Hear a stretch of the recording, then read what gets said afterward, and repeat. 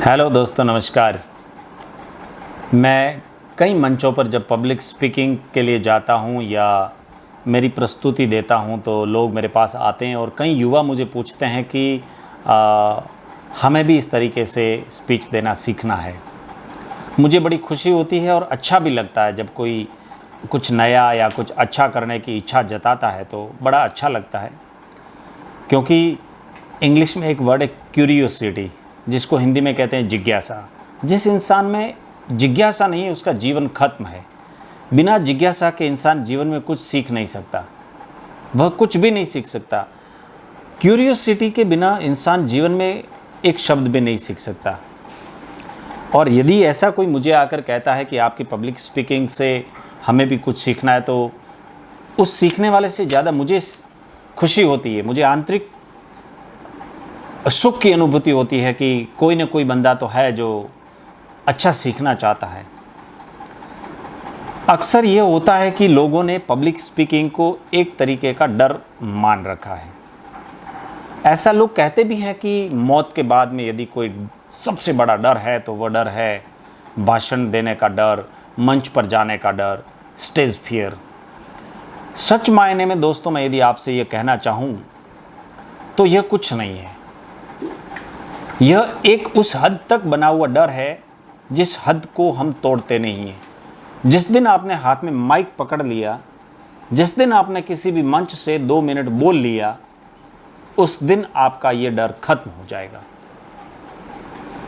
अक्सर लोगों की यह भी एक शिकायत रहती है कि हम क्या बोलेंगे, कैसे बोलेंगे, और लोग कई तरीके के ऐसे अटपटे कुछ सवाल करते हैं जिन सवालों का अर्थ सच मायने में किसी किताब में या किसी अनुभव में नहीं मिलता।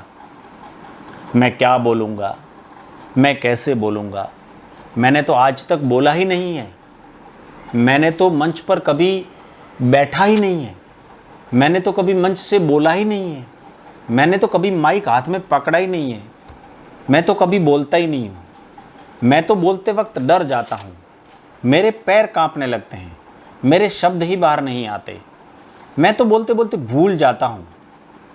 दोस्तों, आप एक सिंपल चीज़ को समझना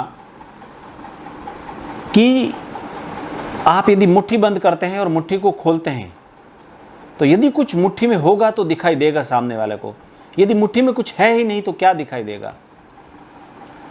पब्लिक स्पीकिंग का एक सबसे सीधा और सीधा उदाहरण यह है कि जो बंदा पढ़ता लिखता है वह बेहतरीन पब्लिक स्पीकर बन सकता है। सीधी बात है, आपके अंदर होगा तो बाहर आएगा, अंदर है ही नहीं तो बाहर क्या आएगा। सीधी चीज़ है, सिंपल सवाल का सिंपल जवाब है। अब मैं आपको हर पब्लिक स्पीकर और हर ट्रेनर आपको बहुत सारी चीज़ें बताते होंगे, मैं उनकी बातों का खंडन नहीं करता हूँ। अपने लेवल पर वो सही हैं, मेरे लेवल पर मैं सही हूँ। सब लोग अपने अपने अनुभव से अपनी अपनी बातें बताते हैं।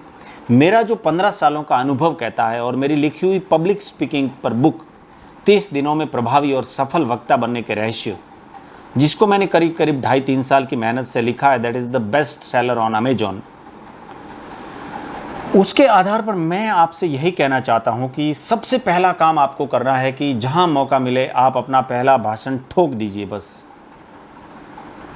यदि कहीं भी किसी भी मंच पर यदि आपसे आग्रह किया जाता है कि आप 2 शब्द कहें, जस्ट माइक उठाएं, हाथ जोड़ते हुए, नमस्कार करते हुए, मंच पर बैठे हुए सभी अतिथियों का, मेहमानों का आदर भाव, सम्मान करते हुए, सभी को धन्यवाद देते हुए, स्वागत करते हुए, सामने बैठे हुए श्रोताओं का आभार व्यक्त करते हुए, अपने बारे में 2 शब्द कहते हुए, कार्यक्रम के बारे में 2 शब्द कहते हुए, सभी को धन्यवाद कहकर, प्रणाम कहकर अपनी स्थान ग्रहण करके अपनी जगह पर बैठ जाइए।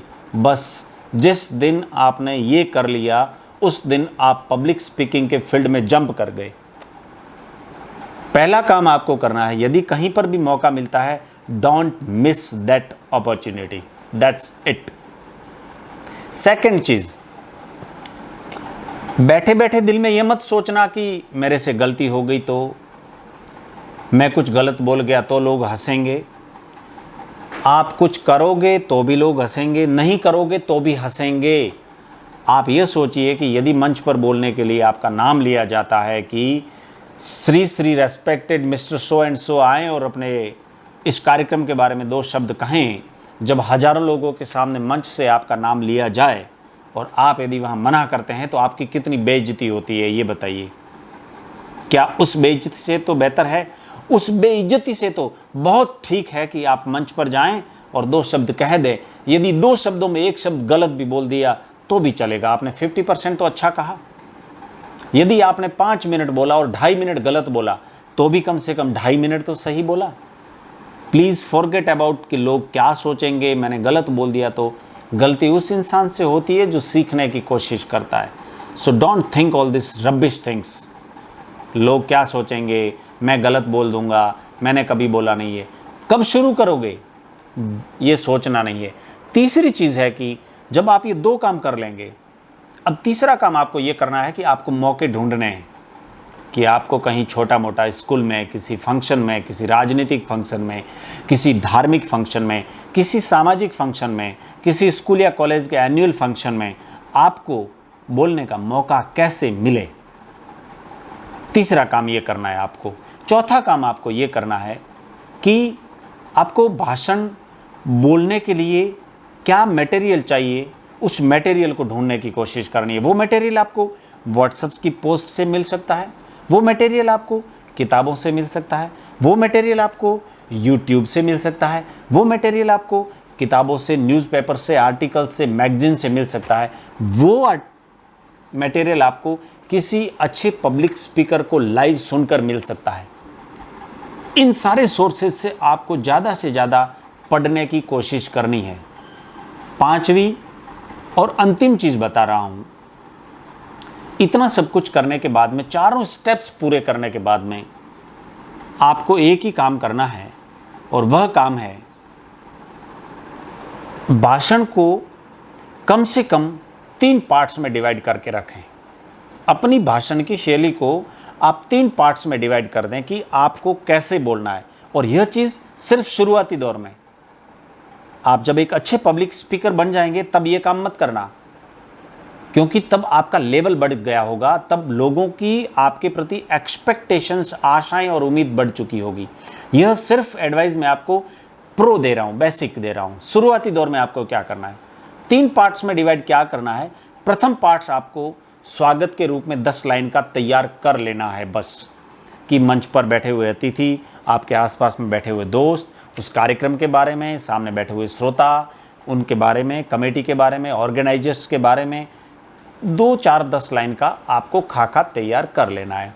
एंड में आपको 5 लाइन का खाका तैयार करना है कि कार्यक्रम में आपको अतिथि या विशिष्ट अतिथि के तौर पर आयोजकों ने बुलाया, आयोजकों ने बेहतरीन कार्यक्रम किया, आप सभी वक्ताओं ने मुझे प्रेम पूर्वक सुना, मुझे मान सम्मान दिया, इसके लिए सभी का आभार प्रकट करना है। कार्यक्रम करने के लिए लगी हुई इस पूरी कमेटी की टीम का आभार प्रकट करना है। और भी यदि कोई आपको अच्छी चीज़ लगती है तो उसको जिस्ट के रूप में लोगों के सामने रख देना है। अब रहता है आपके बीच का पार्ट। उस बीच के पार्ट में आपको ऑन द स्पॉट डिसाइड करना है कि कार्यक्रम क्या था, कार्यक्रम किस बारे में था, ये कार्यक्रम कितने साल से हो रहा है। यदि 5 साल से हो रहा है तो ये 6ठा कार्यक्रम है, 15 साल से हो रहा है तो ये 16वां कार्यक्रम है। इस तरीके से आप 16 कार्यक्रम में कब कब इस मंच पर आए हैं, किस तरीके का ये आयोजन करने वाले लोग हैं वो आयोजन करते हैं, इस कार्यक्रम को करने का मुख्य हेतु क्या है, इन सारी चीज़ों पर आपको ऑन द स्पॉट डिसाइड करके बोलना है। That's all. ये 5 चीज़ें कर ली, आपने शुरुआत कर दी भाषण की। Thank you.